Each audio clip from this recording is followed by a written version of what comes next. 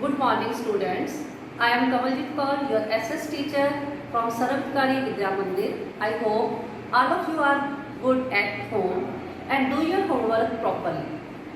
As you know, in previous video, I taught you about the meaning of federalism and key features of federalism. Today, we are going to discuss the same lesson, federalism, lesson 2 of SWIX. Today, we are going to discuss the forms of federalism. Forms of federalism.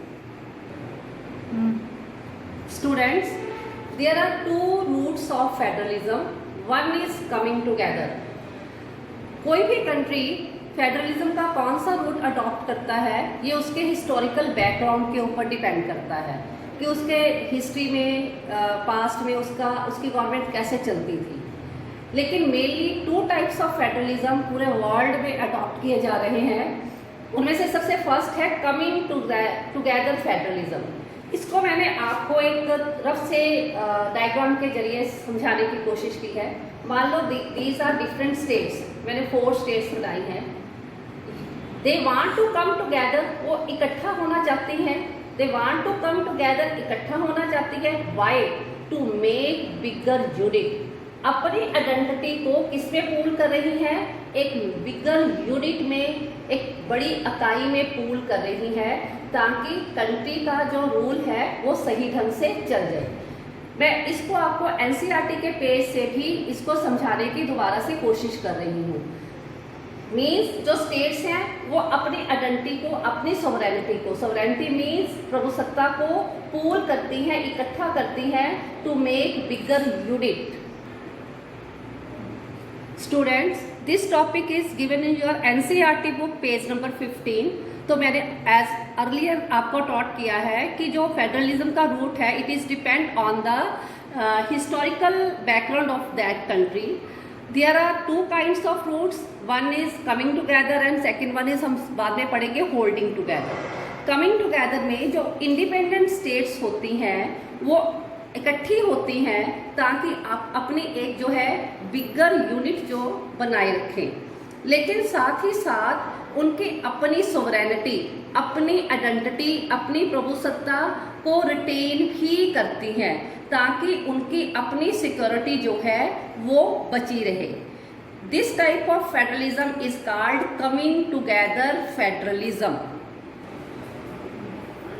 Students, आपको exam में ये question put किए जा सकते हैं कि कौन सी countries में कमिंग टुगेदर फेडरलिज्म जो है वो अडॉप्ट किया जाता है. For example in Switzerland, in Austria, the government of Switzerland and Austria they hold the coming together federation. Sorry student, it is not Austria, it is Australia. तो 2 example हैं, 3 जो countries हैं वो यूएसए, स्विट्जरलैंड एंड ऑस्ट्रेलिया.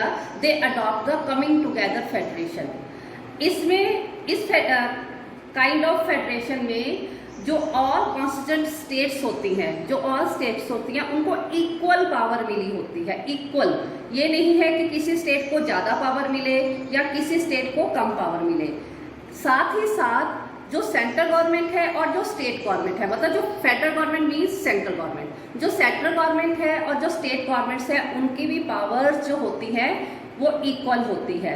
ना central government ज़्यादा powerful होती है, ना ही स्टेट गवर्नमेंट ज़्यादा पावरफुल होती है.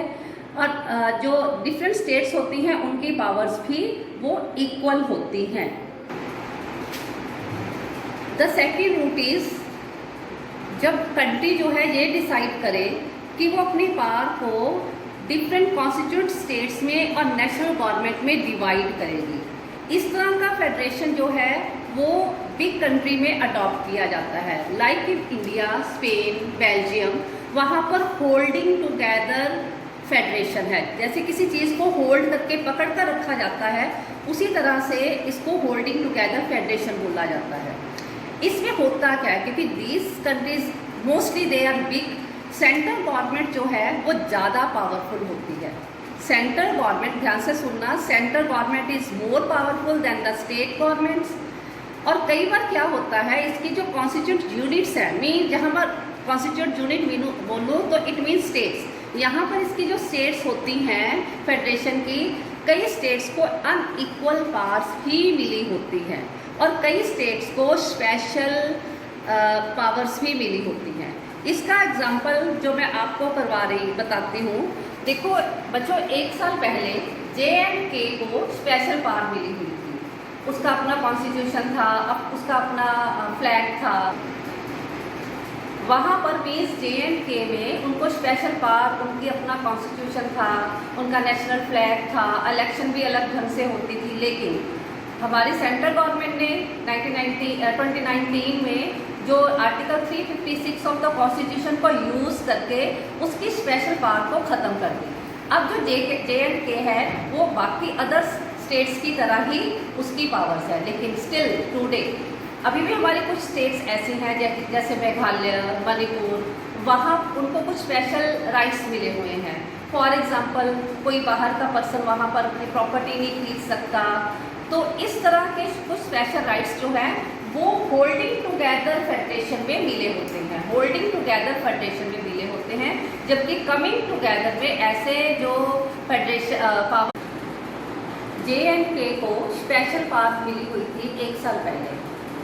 उनका अपना कॉन्स्टिट्यूशन था, इलेक्शन अलग टाइप से होते थे, नेशनल फ्लैग था।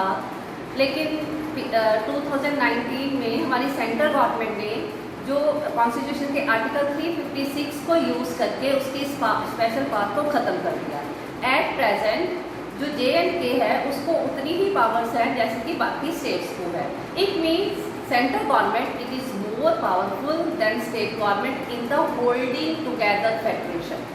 कमिंग टुगेदर फेडरेशन में सेंटर और स्टेट गवर्नमेंट सेम होती हैं, जबकि होल्डिंग टुगेदर में central government is more powerful. और कई बार क्या होता है, कुछ स्टेट्स को जैसे ज़्यादा पावर भी मिली होती है। अभी भी हमारे देश में मणिपुर, मिजोरम, त्रिपुरा, इनको कुछ स्पेशल राइट्स मिले हुए हैं because there are tribal population. वहाँ पर ट्राइबल पॉपुलेशन है, कबीले के लोग हैं, वहाँ पर हम प्रॉपर्टी नहीं खरीद सकते, बिजनेस नहीं शुरू कर सकते। लेकिन जब भी सेंट्रल गवर्नमेंट चाहेगी उनकी ये पावर जो है उसे वापस ले सकती है। तो इसको मैं आपको डायग्राम के जरिए फिर समझाने की कोशिश करूंगी। स्टूडेंट्स, ये होल्डिंग टुगेदर फेडरेशन का मैंने बनाया है डायग्राम। सेंट्रल गवर्नमेंट को मैंने बड़ी बना दिया, मीन सेंट्रल गवर्नमेंट ज़्यादा पावरफुल है। ये मैंने 2 A और B, वैसे तो हमारी 29 स्टेट्स है, A और B मैंने 2 स्टेट्स बना दी। A जो है वो ज़्यादा पावरफुल है, तो जैसे मैंने अभी कुछ स्टेट्स के नाम बताए हैं, they have more powers, more rights. ये B जो है उसकी लेस पावर है, उसके पास लेस पावर है, बट इन दोनों को होल्ड किसने किया हुआ है, वो central government. This is called the holding together federation. बार बार रिपीट करिए, it is the important question for your exam point of view से। तो there are 2 routes of federation, one is coming together and second one is holding together. The example of the holding together federation is France, India, Belgium. These are the countries in which holding together federation practice. Students, our next topic is what makes India a federal country. Now we will turn to the India. Earlier आपने ये देखा है कि छोटे countries है like Belgium, Sri Lanka, उनको अपनी diversity को मेंटेन करने में, विविधता को मेंटेन करने में बड़ी प्रॉब्लम्स आई। और बट अबाउट इंडिया, जो इंडिया इतना वास्ट है geographically wise, language, so many languages हैं, सो मैनी रिलीजन्स हैं, रीजन्स, क्षेत्र भी इसके अलग अलग है। तो इसमें पावर शेयरिंग अरेंजमेंट्स कैसे होगा, तो बड़ी प्रॉब्लम वाली बात थी। Let us begin with the constitution. Let us बोलता सी ना, let us begin with the constitution. India जो है जब इंडिपेंडेंट हुआ तो उसकी जो पार्टीशन थी इट वॉज वेरी पेनफुल, बड़ी ब्लडी थी। आपने सो मैनी पिक्चर्स देखी होंगी जिसमें इंडिया की जो पार्टीशन शो की गई है, बड़ी ब्लड शेड हुई, दोनों तरफ से गाड़ियाँ डेड बॉडी से भरकर आती थी।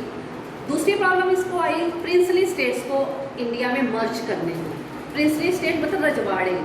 556 के करीब इंडिया में प्रिंसली स्टेट्स थी जो इंडिपेंडेंट रहना चाहती थी, लेकिन सरदार वल्लभ भाई पटेल जो हमारे आयरन मैन के नाम से जाने जाते हैं, उनकी डिप्लोमेटिक पॉलिसीज़ की वजह से जो प्रिंसली स्टेट्स थे they are also merge in the India.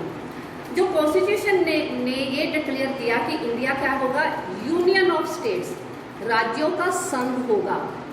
लेकिन आपको पूरे कॉन्स्टिट्यूशन को अगर आप पढ़ोगे तो आपको फेडरेशन वर्ड वहाँ पर नहीं नजर आएगा कहीं पर भी। द इंडियन यूनियन जो है वो बेस जो है फेडरलिज्म के ऊपर है, फेडरलिज्म आइडियाज के ऊपर है, लेकिन वहाँ पर आपको फेडरल वर्ड जो है वो पूरे कॉन्स्टिट्यूशन में नहीं नजर आएगा। इस वीडियो में हम इतना ही करेंगे, तो नेक्स्ट वीडियो में मैं आपको क्या क्या फीचर्स जो हैं इंडिया ने अडॉप्ट किए इंडिया को एक फेडरल कंट्री बनाने के लिए, तो I will send some questions as we give you. Try to write those questions in your notebooks and also learn that questions. Okay, stay home, stay safe.